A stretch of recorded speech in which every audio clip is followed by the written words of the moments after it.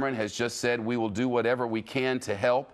The Reuters news agency reports U.S. security believe that this series of attacks that took place on Paris in the last hour were likely coordinated based on initial reports. According to a person familiar with the intelligence assessments therein, quoting now, this clearly looks like a coordinated series of attacks.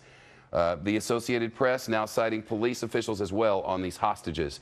I'd like to go to Catherine Herridge, who is works intelligence for us out of Washington. Catherine, what is Homeland Security and beyond telling you at this hour? Look, at this point, Shepard, what we have this evening is Homeland Security, the U.S. intelligence community, as well as what's called the National Counterterrorism Center, or NCTC. This is the hub for threat analysis and the gathering of information here in Washington, are monitoring events in Paris.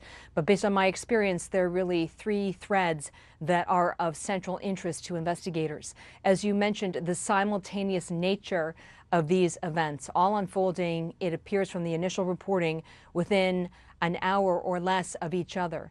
The bar, also the stadium, and then also the concert hall. I would also note that the concert hall had a high-profile gig going on there with an American band, and the French president was at the football stadium. Secondly, the location.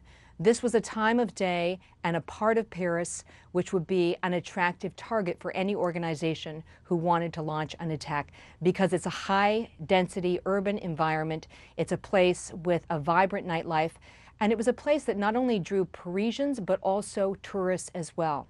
Number three, look at the sort of multiplicity of weapons that were reportedly involved here based on the initial information we're getting from the ground. The Kalashnikov, that is a weapon that is typically used by individuals who travel outside of France to get training in a place like Afghanistan or Yemen or Syria. Number two, grenades, the reports of a suicide bomber as well. Finally, when you look at the numbers that we now have confirmed from the French authorities, 35 dead and 100 hostages, this takes a significant number of people working together to have murdered so many innocents in such a short period of time, and to also hold them hostage at this hour. This is not a pickup game, what is going on in Paris at this hour.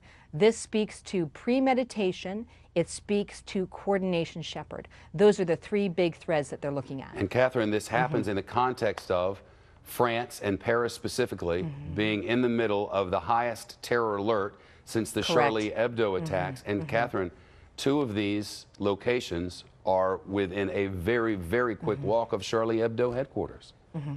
Earlier this year, the French Interior Minister, Bernard Cazeneuve, this is our equivalent of the Homeland Security Secretary, was here in Washington and met with reporters, including myself, on the issue of French nationals traveling overseas to get foreign training.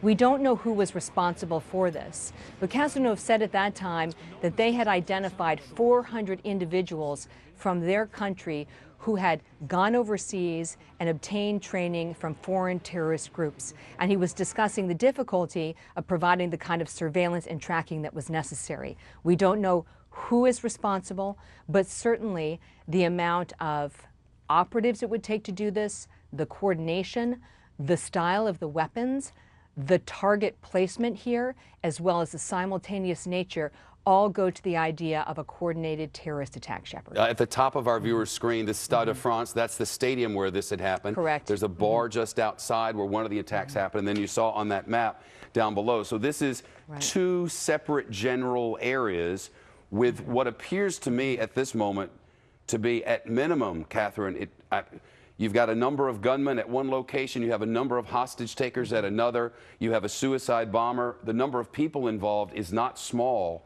And to think that all of this happened while at the same time authorities in Paris are at the highest alert possible, it makes one wonder what is possible despite best efforts. Look, one of the things that's going to be important to pay attention to as the evening develops is the locations and the number of minutes in between these attacks. The standard playbook for terrorists is to launch one attack and suck emergency crews into that area, and then almost in effect fake them out or block them out by launching an attack in a separate area. It does appear here that that is what happened. They had a maximum drain on the French security forces all at the same time period, which at this stage goes to the point that they were able to kill so many people at once and then take these hostages, because that now is sort of their playing card, if you will, going forward. It certainly is. You can see we're setting up for a live report, and we'll certainly go to that reporter as it happens. Catherine, from the timeline that we can get right now, and everything will change, however slightly, but from the timeline that we get right now, there was a shooting and an explosion that happened pretty much simultaneously, and then shortly thereafter, don't know how long, but shortly thereafter, that's when the attack at the concert hall happened, and that's when 100 hostages got taken.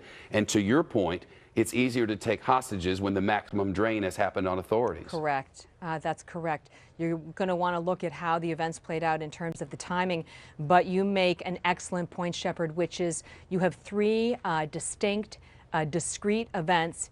Each one you can think of now as an independent cell or operation, right? It's part of moving the checkers on the board, if you will, for the whatever this plot was or whatever the thinking was. But again, what we know at this point is that there are three distinct threads here: the simultaneous nature, the location involving high-profile targets, and third, the amount of weaponry that was involved, and finally, all of this speaking to significant premeditation and a significant number of operatives. This was not, again, this was no pickup game that was going on in Paris this evening and that's still playing out. This took considerable manpower and considerable planning, Shepard. People who have escaped the concert hall, and many did, have now given the following description of what happened inside. As the concert was underway, a loud concert, Eagles of Death Metal, a U.S. group from Palm Desert, California, performing, and a packed house inside.